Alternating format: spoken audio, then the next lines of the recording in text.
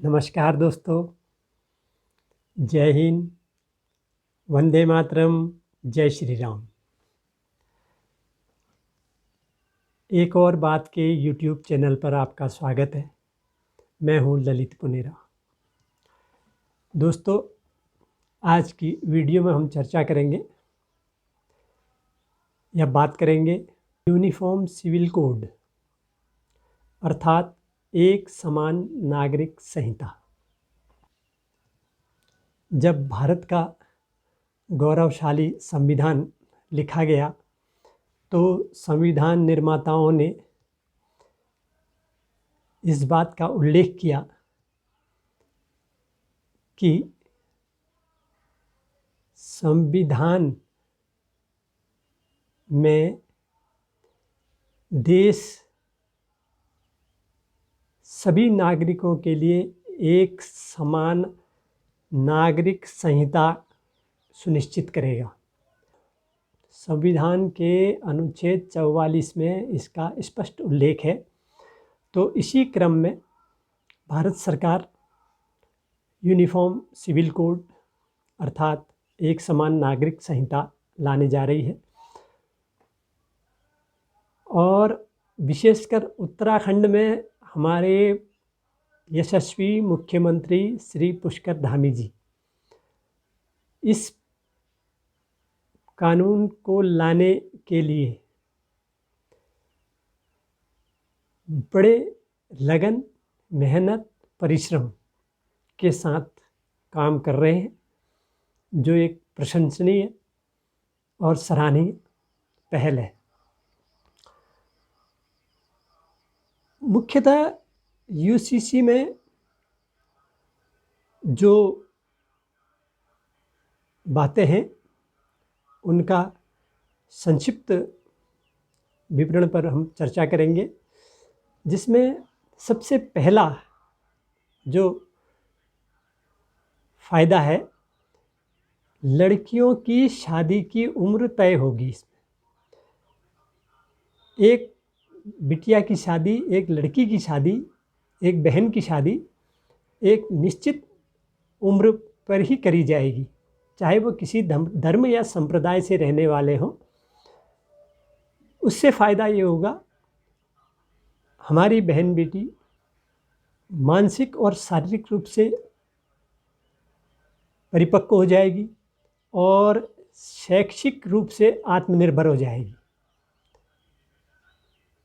दूसरा, जो भी विवाह होंगे उनका पंजीकरण अनिवार्य हो जाएगा, यानी रजिस्ट्रेशन कंपलसरी। बहुविवाह प्रथा पर पूर्णतः रोक लग जाएगी। हलाला और इद्दत जैसी या प्रथाएं समाप्त हो जाएंगी। तलाक के नियमों में संशोधन हो जाएगा, उन्हें और सुदृढ़ और मजबूत बनाया जाएगा ताकि कोई बेवजह पीड़ित न हो। और इसके अलावा भी है, जैसे सास ससुर की देख और उनका पालन पोषण और देखरेख करने वाला कोई उस घर में या पत्नी के मायके में नहीं है, तो उसकी जिम्मेदारी भी महिला और उसके पति की होगी। गोद लेने का अधिकार होगा। जैसे हिंदू धर्म में तो गोद लेने का अधिकार है और कई और संप्रदायों और धर्म में नहीं है, तो गोद लेने का अधिकार सभी को मिल जाएगा। और कोई निसंतान लोग हैं तो अगर वो किसी बच्चे को स्वेच्छा से गोद लेना चाहते हैं तो उनके लिए राह आसान हो जाएगी। अच्छी बात है, माता पिता को एक बच्चा मिल जाएगा और एक ज़रूरतमंद बच्चे को उसके माता पिता और संरक्षक मिल जाएंगे। अच्छी बात है। माता पिता का भरण पोषण। विवाह के बाद अक्सर बहू और बेटा माता पिता की देखभाल नहीं करते हैं, तो एक समान नागरिक संहिता जो आएगी इसमें यह नियम भी प्रभावी रूप से कार्य करेगा कि वृद्ध माता पिता अगर उनके पास कोई रोज़गार नहीं है या कोई आय का साधन नहीं है तो उनका भरण पोषण और उनका पालन पोषण बहू बेटे करेंगे। और पति की मृत्यु होने के बाद जो पत्नी है वो अपने सास ससुर की पूर्णतः देखभाल करेगी, उनका भरण पोषण करेगी। और ऐसे ही बच्चों की देखभाल के लिए। और उत्तराधिकार का कानून एक और इसमें नियम है।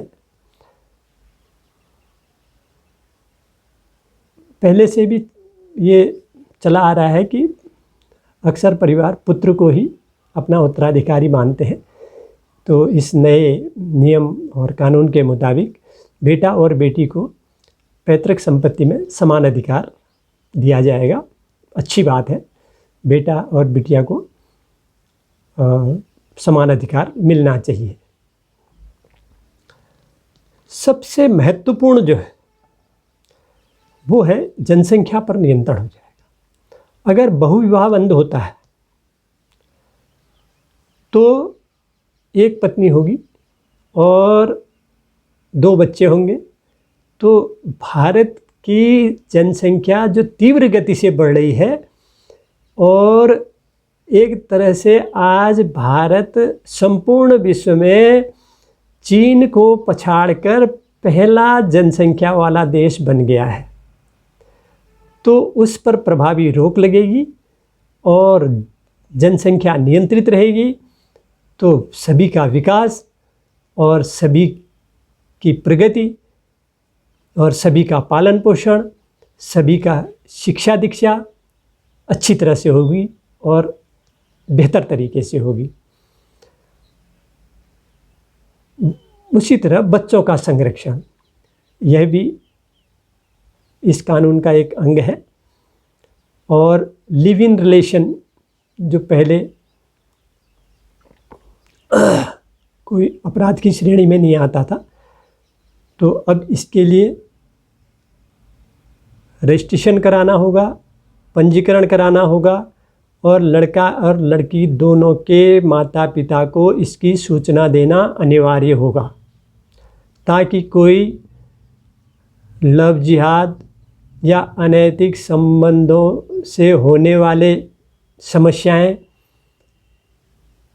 और परेशानियों पर प्रभावी रोक लग सके।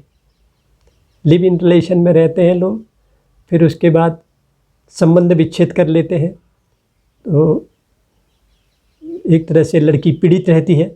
तो ये सब समस्याएं नहीं होंगी। तो बहुत स्वागत योग्य कानून है और सभी को इसका समर्थन करना चाहिए, मानवता के नाते करना चाहिए। दलगत राजनीति से, जातिगत राजनीति से, धर्म की राजनीति से ऊपर उठ करके या ऊपर सोच करके इसका समर्थन करना चाहिए और सरकार को जल्द से जल्द यह कानून लाना चाहिए और प्रभावी रूप से लागू करना चाहिए। इसमें महत्वपूर्ण 2 लोगों की अलग अलग तरीके हैं सोचने के, अलग अलग आकलन है, अलग अलग विश्लेषण है। इसमें 2 सुधार तो मुख्य होंगे। नंबर 1 जिसकी अति आवश्यकता है, जनसंख्या पर नियंत्रण अवश्य होगा। और दूसरा है मुस्लिम महिलाओं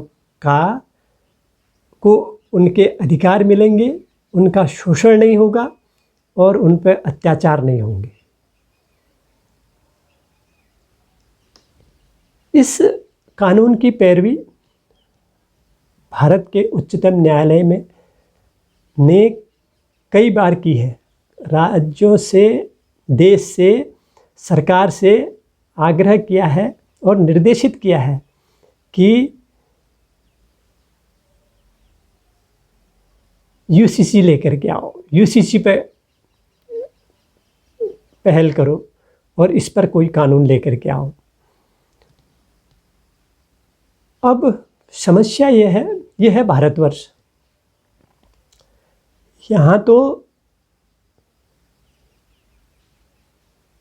हर चीज़ पर, चाहे वो कितनी बेहतर हो रही हो, कितनी देश हित में हो, राष्ट्र हित में हो, राष्ट्र की संप्रभुता के लिए हो, अखंडता के लिए हो, जनहित के लिए हो, लेकिन कुछ लोगों का लक्ष्य है कि विरोध किया जाए।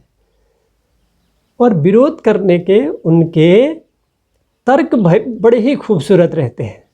मतलब कोई सामान्य बुद्धि वाला ऐसे तर्क दे ही नहीं सकता। कौन इनको सिखाता पढ़ाता है, कौन इनके लिए ये आर्टिकल्स, ये तर्क और ये वक्तव्य लिख के देता है, उसको भी सत सत नमन है। कोई कह रहा है बीजेपी हिंदू मुस्लिम कर रही है। ये कानून इस्लामिक कंट्रियों में है, वहाँ तो बीजेपी, आरएसएस, विश्व हिंदू परिषद, बजरंग दल है ही नहीं। विश्व के कई देशों में एक समान नागरिक संहिता है, वहाँ कोई विरोध नहीं करता, सब सम्मान करते हैं और पालन करते हैं। दूसरा, कोई कह रहा है कि अभी यह समय उचित नहीं है, अभी मुसलमानों को और जागरूक और शिक्षित करना है। ये 75 साल से यही सब कुछ हो रहा है। सब्सिडी मिल रही है करके किसने जागरूक किया?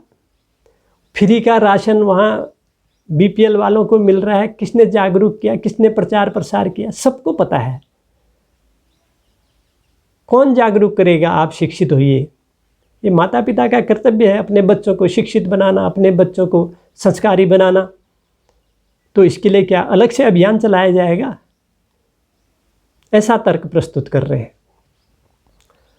और भारत की 80 से 85% जनसंख्या यूसीसी के पक्ष में है, तो बहुमत यूसीसी के पक्ष में है। और इन बातों को ध्यान में रख करके केंद्र सरकार को इस कानून को जल्द से जल्द लोकसभा के पटल पर और फिर राज्यसभा से पारित करवाकर जल्द से जल्द लागू कराना चाहिए, जिससे देश का समग्र विकास हो, भारत के लोगों का विकास हो और भारत में एक देश एक कानून का विधान हो और समूचे भारतवर्ष की महिमा और भारत का वर्चस्व और भारत की एकता, अखंडता प्रबल और बलवान रहे। आज के वीडियो में दोस्तों इतना ही।